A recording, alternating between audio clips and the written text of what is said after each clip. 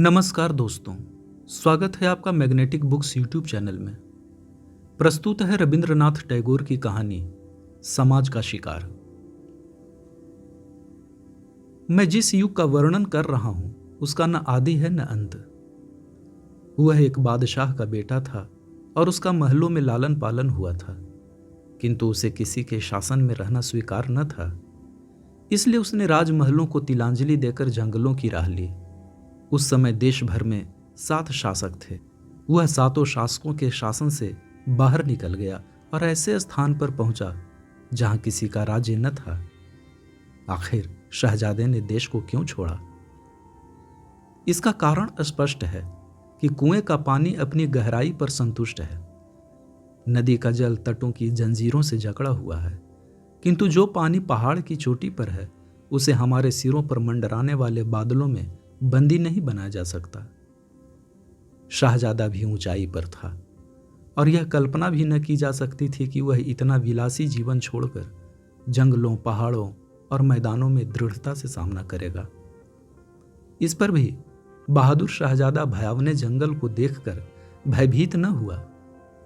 उसकी राह में 7 समुद्र थे और न जाने कितनी नदियां, किंतु उसने सबको अपने साहस से पार कर लिया। मनुष्य शिशु से युवा होता है और युवा से वृद्ध होकर मर जाता है और फिर शिशु बनकर संसार में आता है। वह इस कहानी को अपने माता पिता से अनेक बार सुनता है कि एक भयानक समुद्र के किनारे एक किला है, उसमें एक शाहजादी बंदी है जिसे मुक्त कराने के लिए एक शाहजादा जाता है। कहानी सुनने के पश्चात वह चिंतन की मुद्रा में कपोलों पर हाथ रखकर सोचता है कि कहीं मैं ही तो वह शाहजादा नहीं हूं। जिन्नों के द्वीप की दशा सुनकर उसके हृदय में विचार उत्पन्न हुआ कि मुझे एक दिन शहजादी को बंदी गृह से मुक्ति दिलाने के लिए उस द्वीप को प्रस्थान करना पड़ेगा। संसार वाले मान सम्मान चाहते हैं, धन ऐश्वर्य के इच्छुक रहते हैं, प्रसिद्धि के लिए मरते हैं, भोग विलास की खोज में लगे रहते हैं, किंतु स्वाभिमानी शाहजादा सुख चैन का जीवन छोड़कर अभागी शहजादी को जिन्नों के भयानक बंदीगृह से मुक्ति दिलाने के लिए भयानक द्वीप का पर्यटन करता है। भयानक तूफानी सागर के सम्मुख शाहजादे ने अपने थके हुए घोड़े को रोका, किंतु पृथ्वी पर उतरना था कि सहसा दृश्य बदल गया और शाहजादे ने आश्चर्यचकित दृष्टि से देखा कि सामने एक बहुत बड़ा नगर बसा हुआ है। ट्राम चल रही है, मोटरें दौड़ रही हैं, दुकानों के सामने खरीदारों की और दफ्तरों के सामने क्लर्कों की भीड़ है। फैशन के मतवाले चमकीले वस्त्रों से सुसज्जित होकर चहुं ओर घूम फिर रहे हैं। शहजादे की यह दशा कि पुराने कुर्ते में बटन भी लगे हुए नहीं, वस्त्र मैले, जूता फट गया। हर एक व्यक्ति उसे घृणा की दृष्टि से देखता है, किंतु उसे चिंता नहीं। उसके सामने एक ही उद्देश्य है और वह अपनी धुन में मग्न है। अब वह नहीं जानता कि शहजादी कहाँ है।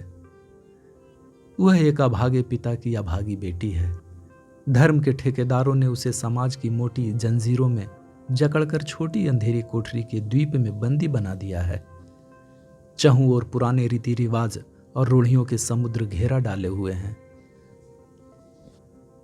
क्योंकि उसका पिता निर्धन था और वह अपने होने वाले दामाद को लड़की के साथ अमूल्य धन संपत्ति न दे सकता था, इसलिए किसी सज्जन खानदान का कोई शिक्षित युवक उसके साथ विवाह करने पर सहमत न होता था। लड़की की आयु अधिक हो गई। वह रात दिन देवताओं की पूजा अर्चना में लीन रहती थी।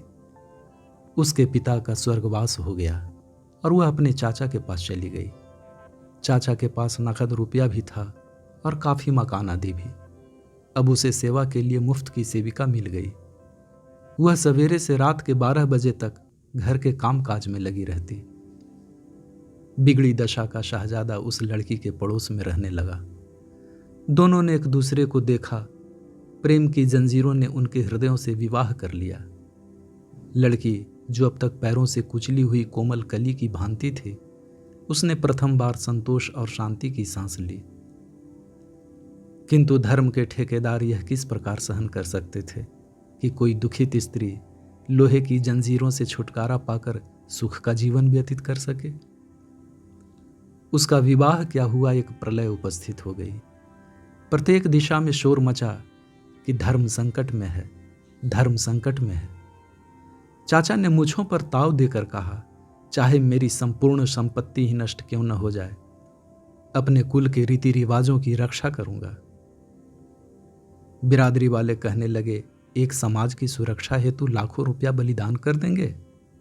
और एक धर्म के पुजारी सेठ ने कहा, भाई कलयुग है, कलयुग, यदि हम अचेत रहे तो धर्म विलय हो जाएगा।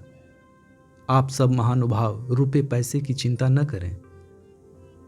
यदि यह मेरा महान कोष धर्म के काम न आया तो फिर किस काम आएगा? तुम तुरंत इस पापी चांडाल के विरुद्ध अभियोग आरंभ करो। अभियोगी न्यायालय में उपस्थित हुआ। अभियोगी की ओर से बड़े बड़े वकील अपने गाउन फड़काते हुए न्यायालय पहुंचे।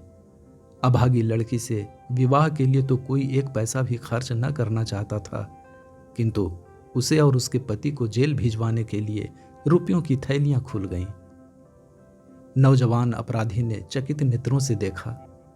विधान की किताबों को चाटने वाली दीमकें दिन को रात और रात को दिन कर रही थीं। धर्म के ठेकेदारों ने देवी देवताओं की मन्नत मानी। किसी के नाम पर बकरे बलिदान किए गए, किसी के नाम पर सोने का तख्त चढ़ाया गया। अभियोग की क्रिया तीव्र गति से आरंभ हुई। बिगड़ी हुई दशा वाले शहजादे की ओर से न कोई रुपया व्यय करने वाला था, न कोई पक्ष समर्थन करने वाला। न्यायाधीश ने उसे कठिन कारावास का दंड दिया। मंदिरों में प्रसन्नता के घंटे घड़ियाल बजाए गए, संपूर्ण शक्ति से शंख बजाए गए, देवी और देवताओं के नाम बलि दी गई, पुजारियों और महंतों की बन आई। सब आदमी खुशी से परस्पर धन्यवाद और साधुवाद देकर कहने लगे, भाइयों, यह समय कलयुग का है, परंतु ईश्वर की कृपा से धर्म अभी जीवित है। शाहजादा अपनी सजा काटकर कारावास से वापिस आ गया, किंतु उसका लंबा चौड़ा पर्यटन अभी समाप्त न हुआ था। वह संसार में अकेला था, कोई भी उसका संगी साथी नहीं। संसार वाले उसे दंडी कहकर उसकी छाया से भी बचते हैं। सत्य है, इस संसार में राज नियम भी ईश्वर है। फिर ईश्वर के अपराधी से सीधे मुंह बात करना किसे सहन हो सकता है? लंबी चौड़ी मुसाफिरी तो उसकी समाप्त न हुई, किंतु उसके चलने का अंत हो गया। उसके जख्मी पांव में चलने की शक्ति शेष न रही। वह थक कर गिर पड़ा। रोगी था, बहुत अधिक रोगी। उस असहाय पथी की सेवा शुश्रूषा कौन करता?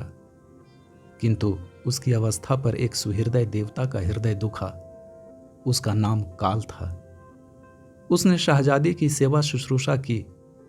उसने सिर पर स्नेह से हाथ फेरा और उसके साथ शहजादा उस संसार में पहुंच गया जहां न समाज है और न उसके अन्याय और न अन्यायी।